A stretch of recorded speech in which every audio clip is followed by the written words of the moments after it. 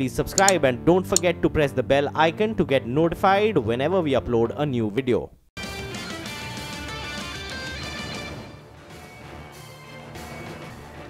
Hi, very good morning. You're watching Power Breakfast on CNBC TV18. I'm Ekta Batra and with me is Nigel D'Souza, and we were just about discussing before we started off with the show about how exactly the Dow has declined overnight.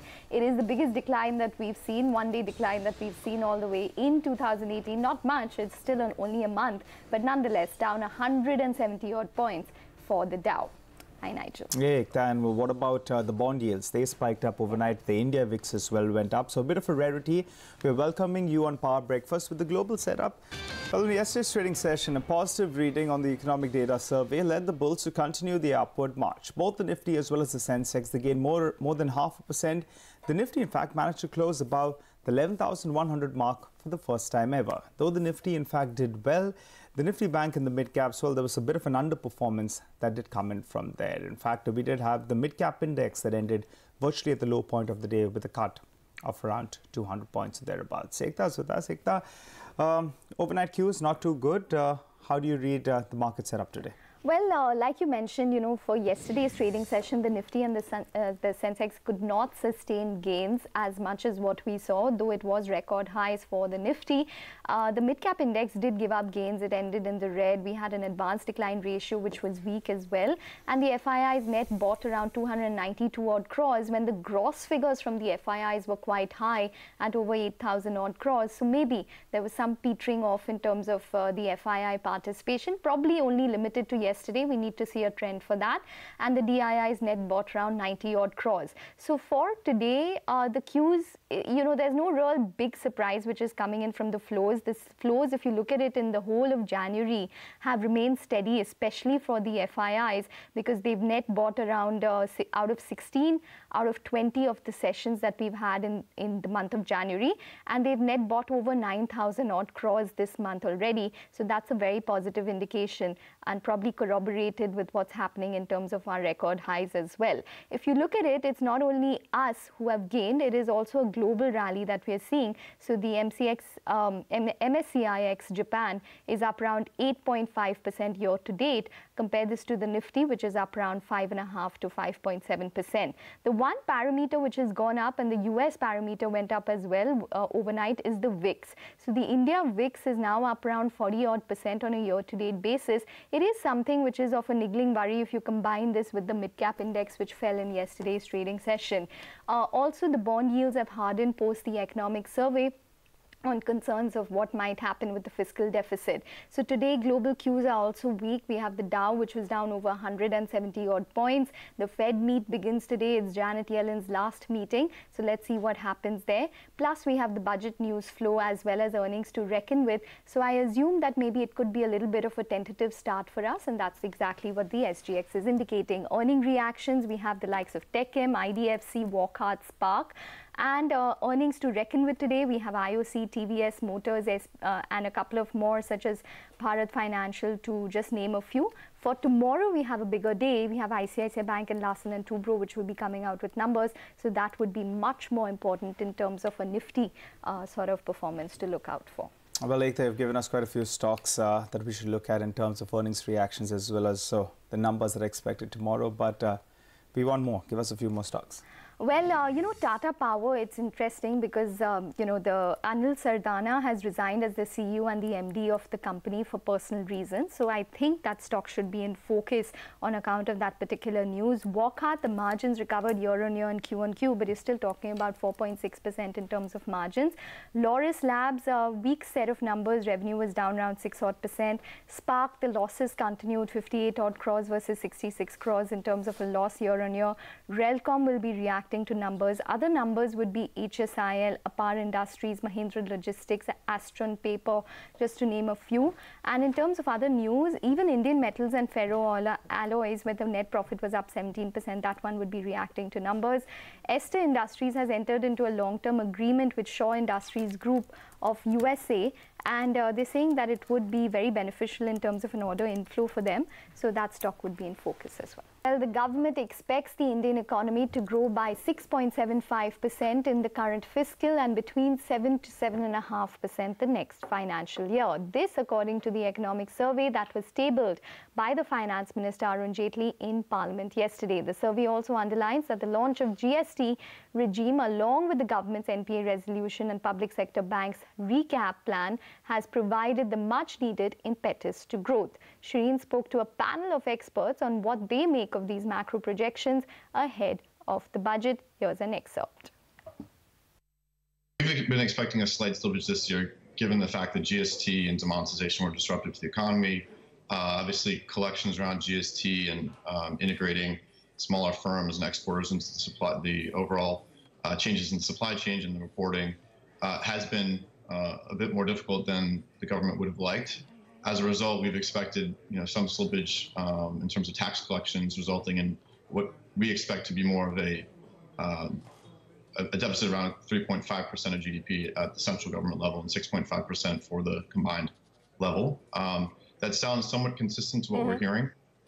Moving forward, I think what's most important is that based on this year being sort of an exception because of the disruption with reforms, particularly on the revenue side, that the government remains committed in the future to fiscal consolidation and a roadmap that's feasible, credible, and over time will bring down that large debt burden, which is a key weakness in India's credit profile. But we believe that that is indeed what the government maintains their commitment to. The composition of spending will be very important too, because that will help with that overall objective and optimize the expenditure.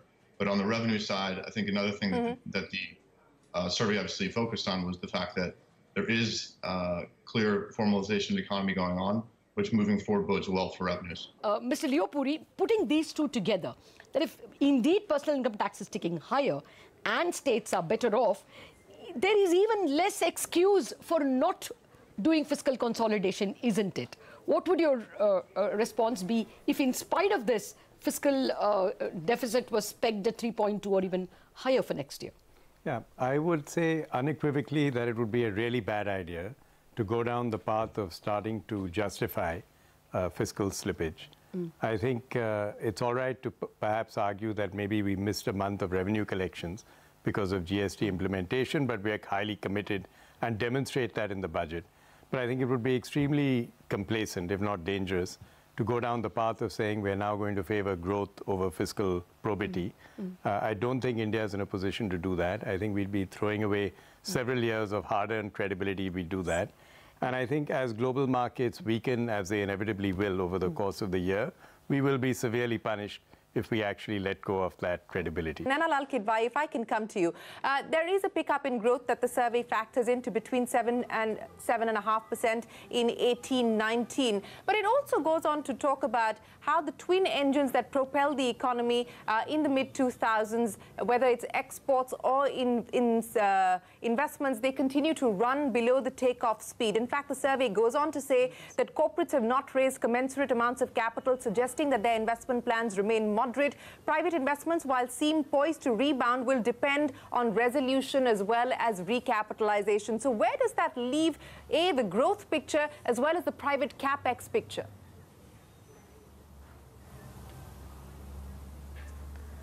Well, Shireen, if you look at the forecast, 7 to 7.5, that's quite a wide band, and clearly not a robust enough growth for a country like ours. Jeff, I think one of the cautionary statements coming in from the chief economic advisor also had to do with the rally that we've seen in the Indian stock markets. And he says that the Indian stock market surge is different from that in advanced economies in 3 ways: growth momentum, level and share of profits, and critically, the level of real interest rates. By that token, India's valuation should be much lower. So he's saying that if growth doesn't pick up, then we could be beset with the possibility of a correction in the Indian stock markets. How would you read what the chief economic advisor has said with respect to the difference in valuation and growth expectations to do with the markets?